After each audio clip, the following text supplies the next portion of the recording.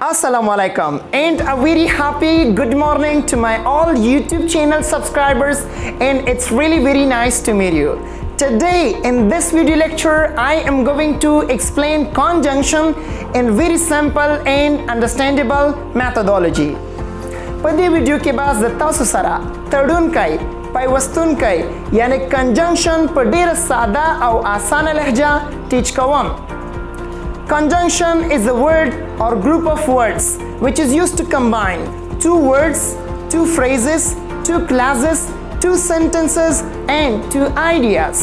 Conjunction یو لغت یا د لغتونو مجموعه هم کېدلی شي چې دا دوه نیمګړې جملې د جملې برخې دوه دانې مکمل جملې او دوه دانې آیډي یعنی نظریې سره تړي پیوست کوي.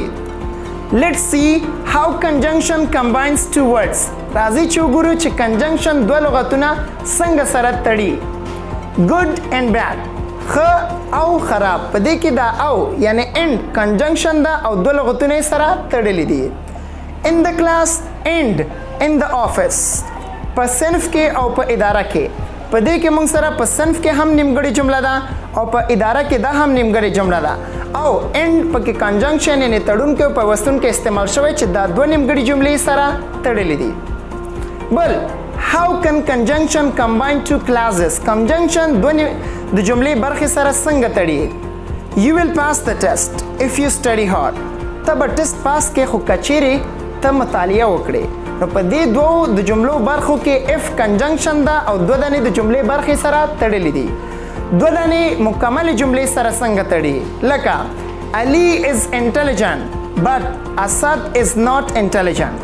په دې دوه جملو کې but conjunction ده او دوه مکمل جملې سره تړلې دي. همداسې how can a conjunction combine two ideas? څنګه به یو تړونکی او پیوستونکی دوه نظریې سره کنیکټ کړي؟ Abdullah is intelligent while Mr. Asad is not intelligent. په دې کې but conjunction ده خو لیکن دوه مختلفې نظریې سره تړلې دي چې یوه نظریه ده چې Abdullah is intelligent while Ahmad is not intelligent. نو دغه موږ سره بله نظریه ده. دا دوه نظریې د conjunction while په واسطه سره تړل شوي دي. دا یو بنیادی معلومات د conjunction په واسطه. انشاءالله په نورو ویډیوګانو کې به نور اهم معلومات تاسو سره شریکوم. د نورو ښایسته ښکلو ویډیوګانو دپاره زموږ د یوټیوب چینل فضل شمالیوال سبسکرایب او د ټالی بټن دباو کړئ. مننه کوم تر بلې ویډیو. الله حافظ.